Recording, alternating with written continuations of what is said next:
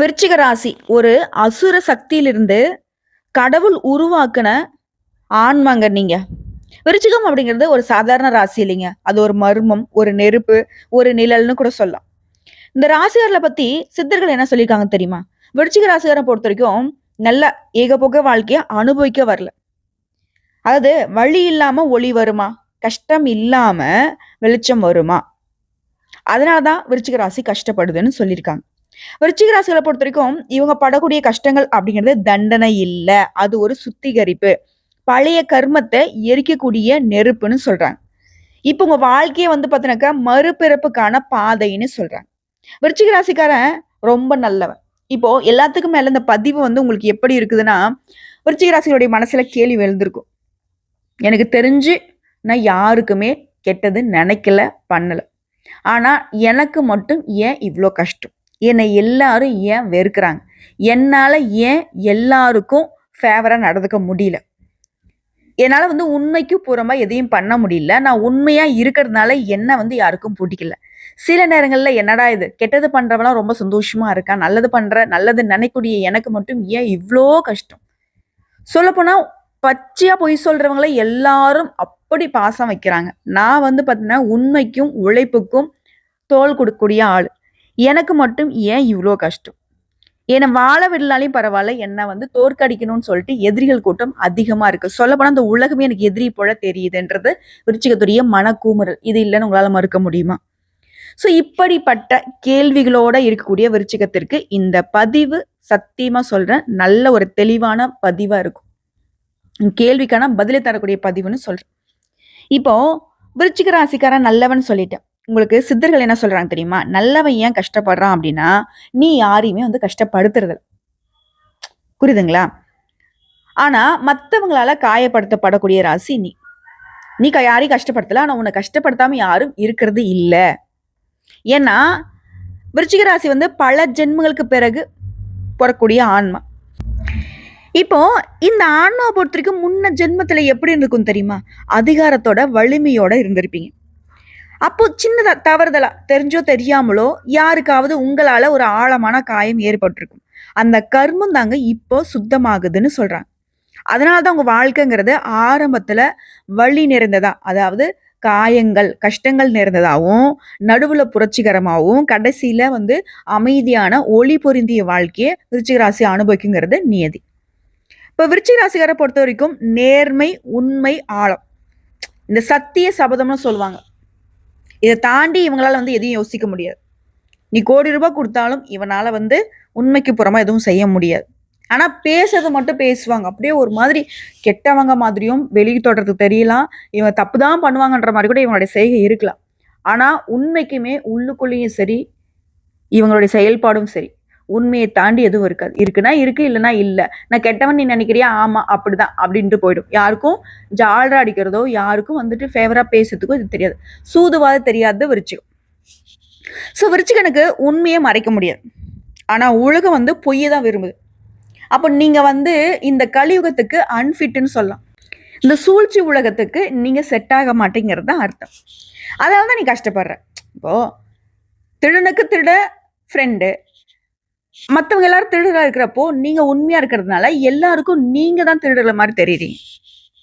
உங்களுடைய நேர்மை தான் உங்க வேலையாகவும் இருக்கு. ஓகேவா? ஸோ இப்போ விருச்சிக ராசியுடைய மனசு கடல் மாதிரி. அதனால வலி அதிகம். இப்போ கடல் எப்பவுமே கணக்கில்லாத ஆழம். அது போலதான் விருச்சிக ராசியுடைய உணர்ச்சியுமே. அதுக்குள்ள வலி இருந்தாலும் அவனுடைய சிரிப்பு அவனை வழி நடத்தும். வெளியே பார்க்கறதுக்கு கடல் அமைதியா இருக்கு இல்லைங்களா? அது போலதான் விருச்சிக ராசி வெளியில பார்க்கறது சந்தோஷமாவும் ஒரு குறையும் இல்லாத மாதிரி மற்றவங்களுக்கு தெரிஞ்சாலும் உள்ளுக்குள்ள பல புயல்கள் அடிச்சுக்கிட்டே தான் இருக்கு. மன போராட்டம் அதிகம்.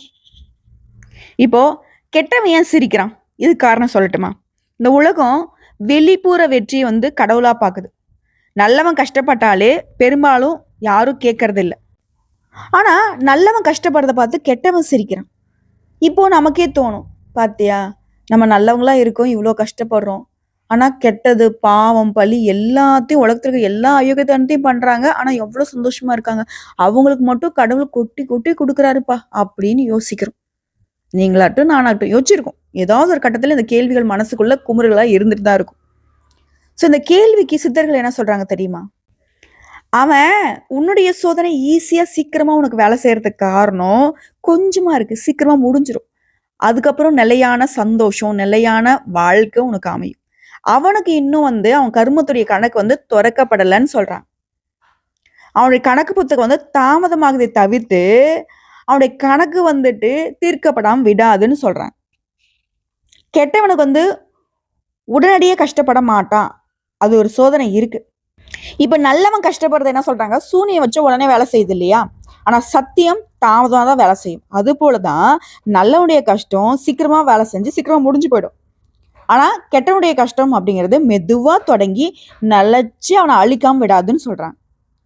கெட்டவனுடைய சிரிப்புல அமைதி இருக்காது, நல்லவனுடைய சிரிப்புல அமைதி இருக்கும், தெய்வம் இருக்கும்னு சொல்றாங்க. ஸோ அவனுடைய சிரிப்புங்கிறது உதட்டளவுல தான் இருக்கும். ஆனா அவனுடைய உள்ள அளவுல ஓய்வு இல்லாம தான் இருப்பான். ஏன்னா அவன் தப்பு தண்டா பண்ணி பணம் சேர்த்திருக்கான், தப்பு தண்டா பண்ணி நிறைய விஷயங்களை வச்சிருக்கான். அப்போ அதை பாதுகாக்கிறதுக்கே அவன் மனப்போராட்டம் அதிகமா தினம் தினம் செத்து செத்து பொழைக்கிறான்னு வச்சுக்கோங்களேன். நீங்க ₹1 இருந்தாலும் நிம்மதியா தூங்குவீங்க, நிம்மதியா சாப்பிடுவீங்க.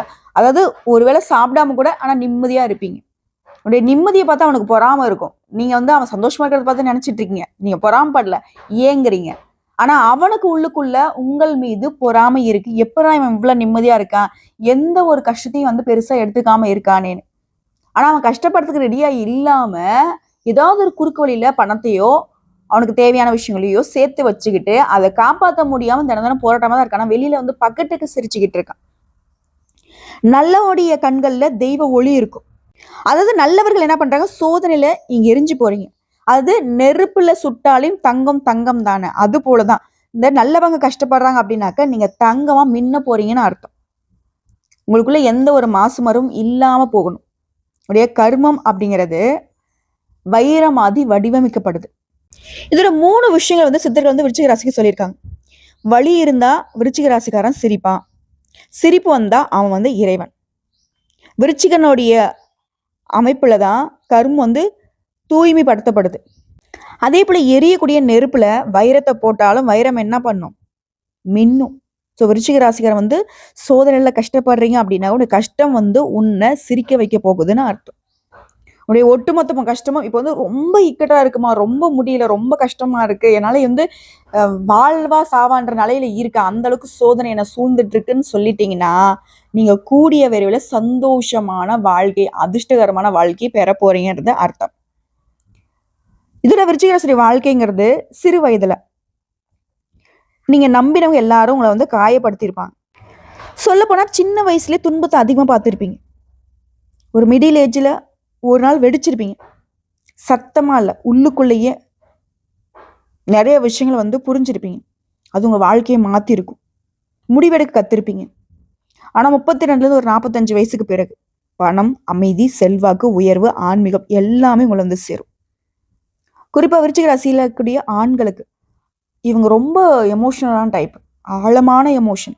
பயங்கரமா ஒருத்தவங்களை நம்பிட்டா சாகிற வரைக்கும் அவங்க கண்ணு முன்னாடியே அவங்க தப்பானவன் தெரிஞ்சா கூட அந்த நம்பிக்கையை அவங்களால மாத்திக்க முடியாது. அதே போல காதல்ல மன்னிப்பு ஒரு நாளும் கேட்க மாட்டாங்க. இவங்களுக்கு இந்த டிராமா பண்ற அந்த லவ்லாம் செட்டே ஆகாது. காதல இவங்களுக்குன்னு ஒரு ஸ்டைல் இருக்குங்க. உனக்கு வேணுமாமா பண்ணிக்கும், அவ்வளவுதான். இந்த உருகிறது, இந்த வளைஞ்சு நெளிஞ்சு பண்றது, இதெல்லாம் அவங்களுக்கு எதுவுமே செட் ஆகாது. ஒருவேளை விருச்சிக ராசிக்காரில் யாராவது திருமணம் செஞ்சிருந்தா அவங்ககிட்ட இந்த மாதிரி பாண்டிங்க எதிர்பார்த்துறாதீங்க. அது உங்களுக்கு கஷ்டம் தான். அதே போல வேலையை பொறுத்த வரைக்கும் ரொம்ப ஷார்ப்பான ஆளுங்க. நேரம் காலம் தவறாம தனக்கு கொடுக்கப்பட்ட வேலையை அழகா செய்யக்கூடியவங்க. அதே போல யாரையும் விட்டு கொடுக்க மாட்டாங்க. எல்லாரையும் ஒரே மாதிரி நினைக்கக்கூடியவங்க. ஏற்றத்தாழ்வுன்றது இவங்களுக்கு தெரியாது. அதே போல இந்த விருச்சிக ராசி ஆண்களை பொறுத்தவரைக்கும் ரொம்ப அதிகமான கஷ்டங்களை அனுபவிப்பீங்க. ஆனா ஒரு நாள் ராஜா போல கிங்கு மாதிரி எழுந்து நிக்கதான் போறீங்க. அது நிரந்தரமான வளர்ச்சியா இருக்கும். சரிங்களா? அதே போல விருச்சிக ராசி பெண்கள் இவங்க சக்தி வடிவம், ஆளுமை, கர்ம சுத்திகரிப்பு, பேரன்பு, பெருங்கோவம். வீட்டுக்கு பெரிய ஒளியை தரக்கூடியவங்க இவங்க தான். விருச்சிக ராசி பெண்கள் ஒரு வீட்டுல இருக்காங்க அப்படின்னாக்கா அந்த வீட்டுடைய ஒட்டுமொத்த அதிர்ஷ்டமும் இவங்கள தான் இருப்பாங்க. ஏன்னா அந்த குடும்பத்துடைய ஒட்டுமொத்த பாதுகாப்பையும் இவங்க தான் ஏத்திருப்பாங்க. இவங்க சத்தியத்தோட வாழ்வாங்க. இவங்க அழுத இடம். அதாவது இங்க எந்த இடத்துல அழுகுறாங்களோ அந்த இடத்துலயே தெய்வம் இவங்கள வந்து தலை நிமிர வைக்கும். அழுத இடத்துல அங்க தெய்வம் கால் பதிக்கும். ஏன் பிள்ளையாவ நீங்க அழுக வைக்கிறீங்க அப்படின்ற மாதிரி. ஸோ விருச்சிக ராசி பெண்கள், ஆண்கள்லாம் ஒரு விஷயம் நினைச்சுக்கோங்க. நீங்க இயற்கையிலேயே பிறவியிலேயே வந்து தெய்வ அனுகூலம் பெற்றவர்கள். இத மறந்துட்டு இந்த தாழ்ந்து பேசுறது, தாழ்வா உங்களை நீங்க எடை போடுறது, இதெல்லாம் வந்துட்டு விட்டுடுங்க. இந்த நிமிஷம் யானை எப்படி தன்னுடைய பலத்தை உணருதோ அது போல விருச்சிக ராசிக்காக உங்களுடைய பலத்தை உணர்ந்துக்கோங்க. நீங்க யாருங்கிறத புரிஞ்சுக்கிட்டு செயல்பட ஆரம்பிங்க. சரிங்களா? இதோட விருச்சிக ராசியை பொறுத்த வரைக்கும் உங்களுக்கான தொழில்னு பார்த்தோன்னாக்க ஆராய்ச்சித்துறை, மருத்துவத்துறை, ஜோதிடம், கடல், போலீஸ், சைக்காலஜி, இந்த மாதிரி துறைகள்ல, அதாவது மூளையை வந்து அதிகமா பயன்படுத்தக்கூடிய வேலைகள் வந்து உங்களுக்கு சிறப்பு.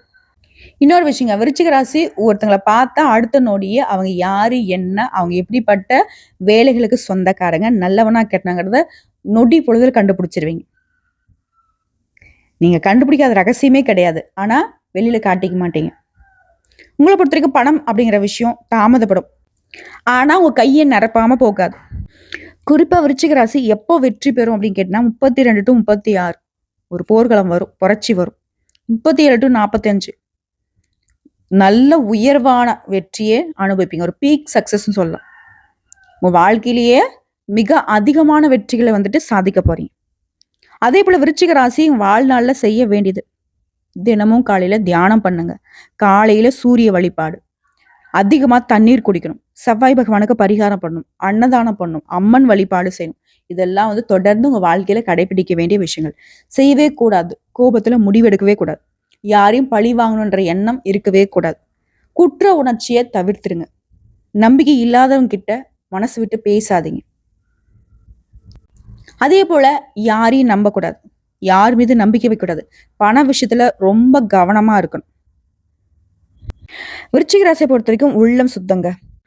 நீங்க நம்பினவங்களால காயம் அடைஞ்சிருப்பீங்க. காதல பெரும் துன்பத்தை அனுபவிச்சிருப்பீங்க. குடும்பத்துல வந்து மதிப்பை பெறறதுக்கு ரொம்ப தாமதம் வரும். குடும்பத்துல இருக்கிறவங்களே உங்களுக்கு சரியான வந்து மதிப்பு மரியாதை கொடுக்க மாட்டாங்க. நல்லது செஞ்சாலும் உங்களுக்கு கெட்ட பேர் தான் வந்திருக்கும். சில நேரங்கள்ல விருச்சிக ராசி வந்து இந்த பீனிக்ஸ் பறவை மாதிரி திரும்ப திரும்ப திரும்ப எழுந்து உங்களுக்கான இடத்தை தேடக்கூடியவங்க. அதை பார்த்து மற்றவங்களுக்கு பொறாம தான். என்னடா அவன் எவ்வளவு விழுந்தாலும் எழுந்து நிக்கிறானே அப்படின்னு. அதே போல கெட்டவங்க சிரிக்கிறாங்கன்னு சொல்றோம் இல்லையா? கெட்டவன் சிரிக்கிறது ஒரு நடிப்பு தாங்க. அவங்க கிட்ட அமைதி கிடையாது. அவன் சிரிப்புலாம் வாயால் தான், உள்ளுக்குள்ள பயம் இருக்கும், பதட்டம் இருக்கும், நிம்மதி இல்லாம தான் இருப்பான். நம்ம மனுஷன் தான். அதை காப்பாற்றணும் இல்ல. ஏதோ தப்பு தண்டா பண்ணி கோல்மால் பண்ணி ஒரு ஒரு பல்க் அமௌண்ட்டை சேர்த்து வச்சிருந்தா கூட அதை பாதுகாக்கிறதுக்கான அவனுக்கு வழிமுறை வேணும். யாரா கண்டுபிடிச்சிருவாங்களோ அப்படி. கர்மங்கிறது ஒரு பேங்க் மாதிரிங்க. அவன் இந்த ஜென்மத்துல சந்தோஷமா இருந்தாலும் அடுத்த கணக்குல பெரிய தண்டனை காத்துட்டு இருக்கு. சித்தர் சொல்றது என்ன தெரியுமா?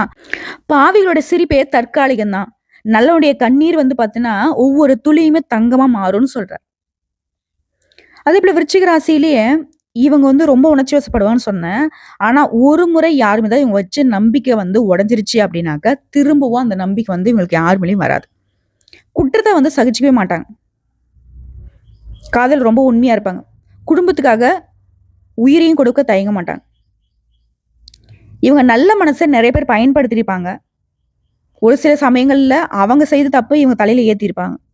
ஆனா கடைசியில சொல்றேன், விருச்சிக ராசி தான் வெற்றி கொண்டாடி இருக்கும். இன்னும் ஒரு படி மேல சொன்னா, சித்தர்கள் போல அழகான மனசுக்கு சொந்தக்காரங்க விருச்சிக ராசிக்காரங்க. தீர்மானம் எடுத்துட்டாங்க அப்படின்னாக்கா அதை நிறைவேற்றாம விட மாட்டாங்க. கடவுளுடைய கண்ணில எந்த அளவுக்கு புனிதமான ஒரு ஒளி தெரியுமோ அதே போலதான் விருச்சிக ராசியுடைய கண்கள்லயுமே உண்மையான ஒளி தெரியும். உன்னுடைய வாழ்க்கைங்கிறது ஆரம்பத்துல கஷ்டம், நடுவுல மாற்றம், முடிவுல பிரகாசம்ங்கிறது உண்மை. நீ அழுதாலும் அது உன்னை வந்து சக்தி உடையவனாக மாத்துது. நீ எந்த அளவுக்கு சிரிக்கிறியோ அந்த அளவுக்கு உங்க வீட்டுல செல்வம் அதிகமாகும். அதை புரிஞ்சுக்கோங்க. இதே போல உங்களுக்கு அதிர்ஷ்டம் தரக்கூடிய கோவில்கள் சொல்றேன், நோட் பண்ணிக்கோங்க. திருச்செந்தூர் முருகன் கோவில். ஏன்னா விருச்சிகம் அப்படின்னாக்கா செவ்வா அதிபதி. செவ்வா அப்படிங்கிறதுனால நீங்க முருகனை வழிபாடு செய்யணும். இந்த திருச்செந்தூர் முருகனை ஏன் சொல்றேன் அப்படின்னாக்கா உங்களுடைய பழைய கர்மங்களை கரைக்கிறதுக்கான ஒரே ஆலயம். எதிரிகள் தடைகளை நீக்கக்கூடிய இடம். எல்லாத்துக்கும் மேல விருச்சிக ராசிக்காரங்க செவ்வாய் பகவானை வலுப்படுத்தினா மட்டும்தான் இவங்களுக்கு முன்னேற்றம்ங்கிறது நிலையா இருக்கும். ஸோ அந்த வகையில திருச்செந்தூர் முருகப்பெருமான வழிபாடு செய்ததுனால செவ்வாய் கிரகம் வலுவாகும்.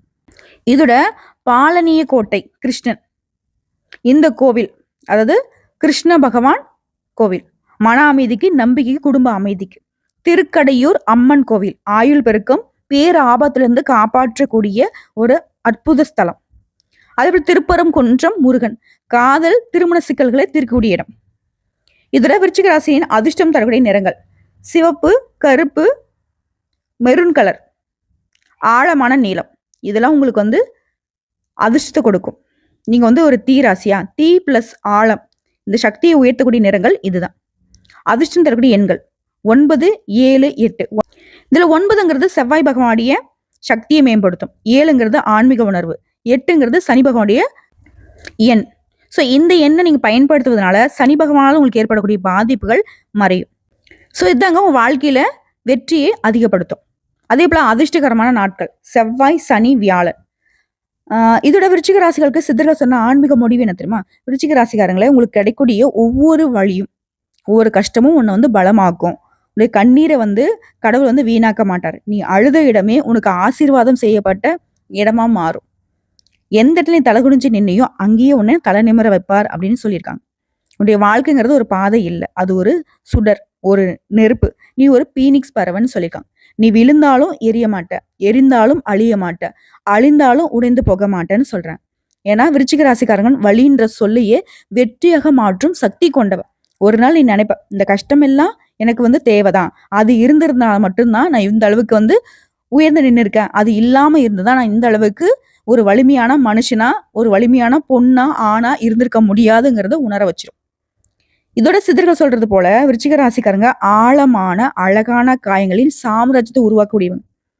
அது ஆழமான ஆழமான கஷ்டங்களை அனுபவிச்சு அழகான சாம்ராஜ்யத்தை உருவாக்கக்கூடியவங்கன்னு சொல்றாங்க. ஒவ்வொரு காயமும் ஒவ்வொரு சக்தி. உங்களுக்கு உடைய காலம் வந்துருச்சு, உனக்கான ஒளி வருது, உனக்கான நிம்மதி வருது, நம்பிக்கையை மட்டும் கைவிடாது. அதே போல அனுதினமும் நீ சொல்ல வேண்டிய மந்திரம் ஓம் நமோ நாராயண, ஓம் சரவண பவ, ஓம் ஸ்ரீ காளிகாம்பிகை நமக. இந்த 3 தெய்வனுடைய மந்திரத்தையும் தினமும் 21 முறை சொல்லி பாராயணம் பண்ணுங்க. திரும்பவும் சொல்றேங்க, உங்களுக்கு அதிர்ஷ்டம் தரக்கூடிய கோவில்கள் அப்படின்னா சித்தர்கள் சொன்னதுங்க இது. திருச்செந்தூர் முருகன் செவ்வாய் பகவானுடைய கருமத்தை கரைக்கும். திருக்கடையூர் அம்மன் ஆயுள் மற்றும் பெரிய வெற்றிகளை கொடுப்பாங்க. திருப்பரங்குன்றம் முருகன் காதல் மற்றும் திருமண தடைகள் விலகும். காளிக அம்பாள் முன்னோர்களுடைய கர்மத்தை சுத்திகரிப்பாங்க. துர்க்கி அம்மன் பயம் நீக்கும், எதிரிகளுடைய தொல்லைகள் நீக்கும். ஸோ விருச்சிக ராசிக்காரங்களே, ஒன்றும் பயப்பட வேணாம். கெட்டவன் சிரிச்சிட்டு போறாங்க, நல்லவங்க நம்ம விட்டு ஒவ்வொரு கண்ணீரை வந்து தங்கமா மாறுன்னு சொல்லியாச்சு. புரியுதுங்களா? ஒவ்வொரு துளி கண்ணீருக்குமே தெய்வங்கள் பொறுப்பேற்கிறாங்க. நம்ம நினைக்கிறோம் நல்லவன் நானும் இவ்வளவு கஷ்டப்படுறேன், கடவுளுக்கு கண்ணு இல்லைன்னு நினைக்கிறோம். கடவுள் வந்து பார்க்காமலாம் இல்லை. கடவுள் உன்னை வந்துட்டு பெரிய வெற்றிக்கு தயார்படுத்திட்டு இருக்காரு. இந்த சின்ன சின்ன கஷ்டம் தாங்கிட்டதான் வந்து பெரிய ஒரு சாம்ராஜ்யத்தை நீ ஆள முடியும்ட்டு. ஸோ விருச்சிக ராசிக்காரங்களே, நீங்க வந்து சாதாரண ஒரு விறகு மாதிரி எரிய போறக்கல, நீங்க எரிஞ்சு மற்றவங்களுக்கு வெளிச்சம் தரக்கூடிய வந்திருக்கீங்க. உடைய கஷ்டங்கிறது தண்டனை இல்லை, அது வந்து கடவுள் உனக்கு கொடுக்கக்கூடிய பயிற்சி. உடைய ஒவ்வொரு வழியும் உன்னை வந்து ஒவ்வொரு படியா வந்து முன்னேற்றிக்கிட்டே போகும். நீ பொறுத்து இருந்தனா உடைய வெளிச்சம், உடைய முன்னேற்றம், உடைய வெற்றி, உடைய அனுகூலம், உடைய கடவுளின் அன்பு யாராலையுமே தடுக்க முடியாது. ஒரே ஒரு டவுட் மட்டும் நான் கேட்குறேங்க, விருச்சிக ராசிக்காரங்களே, எவ்வளோ பிரச்சனையை தாண்டி வந்திருக்கீங்க, ஒரு நாளாவது அவ்வளோதான் அப்படின்ட்டு உங்களால் உட்கார முடிஞ்சிச்சா? அடுத்து என்ன பண்ணலாம் வருத்தப்பட்டிருக்கீங்க, அடுத்து ஆனால் என்ன பண்ணலான்ற வேகமாக யோசிச்சு அதிவேகமாக செயல்பட்டு மற்றவங்க கண்ணுக்கு முன்னாடி விழுந்த இடத்துல எழுந்து நின்று இருக்கீங்களா இல்லையா? ஸோ இதெல்லாம் சாதாரணமாக உங்களால் மட்டும் பண்ண முடியாது, உங்களுக்கு தெய்வ அனுகூலம் இருந்தால் மட்டும்தான் பண்ண முடியும்.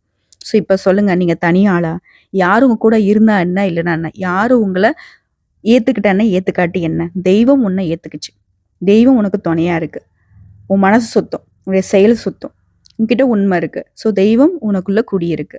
நீ ஏன் தெய்வங்கிறத மறந்துட்டு இந்த சின்ன சின்ன விஷயத்துக்கெல்லாம் அழுகிறது, சின்ன சின்ன விஷயத்துக்கெல்லாம் உணர்ச்சி வசப்படுறது, கோவப்படுறது, இதெல்லாம் விட்டுட்டு நீ ஜெயிக்க போறவங்கிறத மனசுல வச்சுக்கிட்டு அடுத்தடுத்து என்ன பண்ணுங்க, திட்டமிடுதலோட ஆரம்பிங்க. இன்றைய நாள்ல இருந்து உங்க வாழ்க்கை ஒளி பெற போகுது. வாழ்க வளமுடன். துன்பத்துக்கே துன்பம் கொடுக்கிறவங்க விருச்சிக ராசி, இனி எந்த துன்பமும் நம்மளை ஒன்றும் பண்ண முடியாது. ஸோ ஒட்டுமொத்தமாக இந்த பதிவு உங்களுக்கு ஒரு தெளிவான விளக்கத்தை கொடுத்துருக்குன்னு நம்புறேன். இந்த பதிவு பிடிச்சிருந்தா வீடியோக்கு லைக் பண்ணுங்க, நம்ம சேனல் சப்ஸ்கிரைப் பண்ணுங்க, மேலும் பிடிக்கினாக்கா ஃப்ரெண்ட்ஸ் அண்ட் ஃபேமிலிக்கு ஷேர் பண்ணுங்க. இதோட உங்களுக்கு முருகப்பெருமானை பிடிக்கும்னு நினைச்சா ஓம் சரவண பவன் சொல்லிட்டு கமெண்ட் பாக்ஸ்ல எழுதுங்க. நாளும் பொழுதும் நல்லதாகவே தொடங்கி நல்லதாகவே முடியட்டும். நீங்க இருக்கக்கூடிய இடங்கள் எல்லாமே செல்வ செழிப்பால நிறையட்டும். நன்றிங்க.